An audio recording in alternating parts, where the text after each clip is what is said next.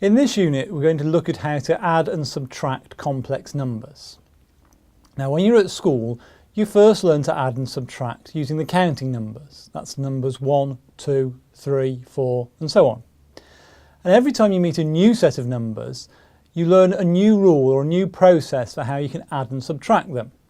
So, for example, when you meet fractions, you learn that to add two fractions, you must write them both over a common denominator. Now, it's the same with complex numbers. You just need to learn the correct process for how to add and subtract them. And with complex numbers, it's quite straightforward. It's based on a principle you have seen before in algebra, where you collect together some like terms. So what we're going to do is we're going to start by adding two algebraic expressions and then see how that carries over into adding together two complex numbers. So let's take two algebraic expressions. Let's take the expressions 4 plus 7t and 2 plus 3t. So there we have two expressions, and what we're going to do is we're going to add these two things together. So we're going to have 4 plus 7t plus 2 plus 3t. Now, the principle of collecting together like terms simply says look in your long expression and look for terms that are somehow the same. So in this expression we have the 4 and the 2, which are just numbers. So we can put those two together. So 4 plus 2 gives us 6. Then we have these two terms which have both got t's in them. So we've got plus 7t plus 3 more t's.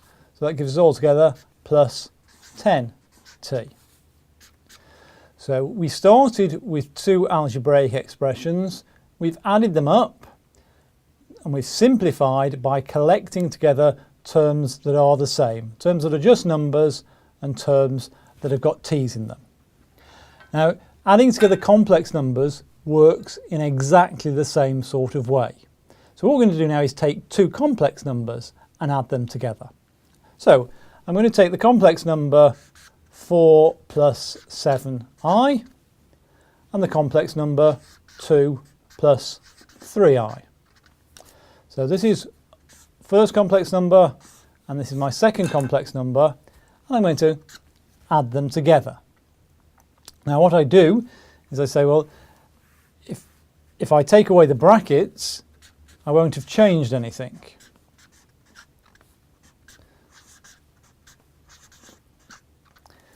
And now I can look at this expression which doesn't have any brackets in, and I can look for terms that I can collect together.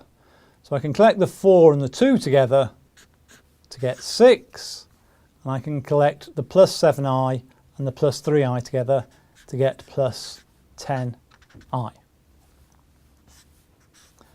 And so that's the answer. When I add these two complex numbers together, I get this new complex number 6 plus 10i. And you'll see that in fact all we've done is we've added together the real parts of the two complex numbers, and we've added together the imaginary parts of the two complex numbers to get the answer. So let's do another example. Okay, in this example we'll just take two different complex numbers and add them together. So we'll take the complex numbers 5 plus 6i and the complex number 7 minus 3i.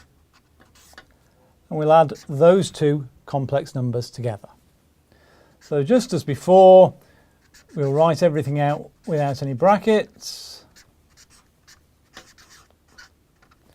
And then we look for the terms that we can collect together. So we can collect together the real parts, that's just the numbers, the real numbers, 5 plus 7 to give us 12. And then we can collect together the two imaginary parts, plus 6i minus 3i, giving us plus 3i. And so the answer when we add these two complex numbers together is 12 plus 3i. And once again we see that what we've done is we've just added together the real parts and we've added together the imaginary parts.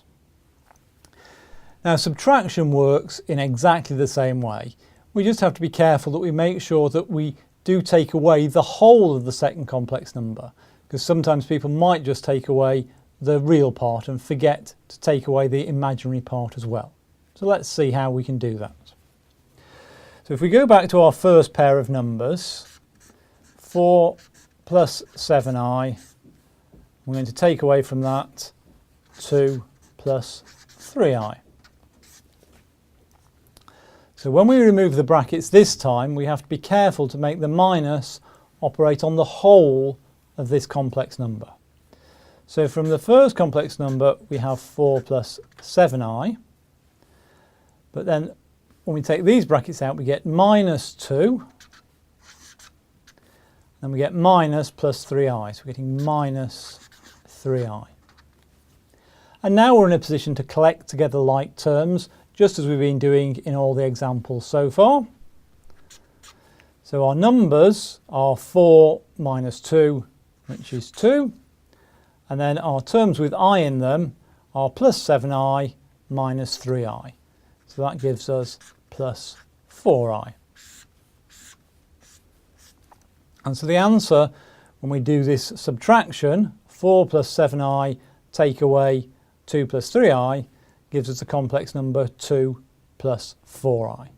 And again, we can see that what we've done is we now this time subtracted the real parts, 4 take away 2 to give us 2, and subtracted the imaginary parts, 7 take away 3 to give us 4, and that goes with the I because that's the imaginary part.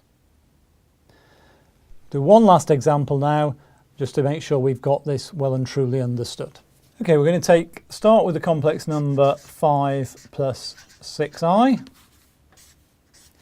I'm going to take away from that the complex number 7 minus 3i. So we just repeat the process we've seen several times now. We remove the brackets to start off with.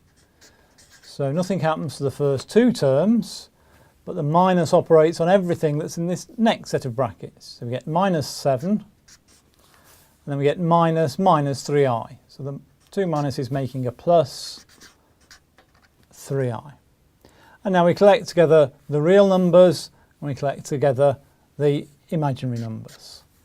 We have 5 minus 7, which is minus 2. We have plus 6i plus 3i, which is plus 9i. And so that's our answer this time.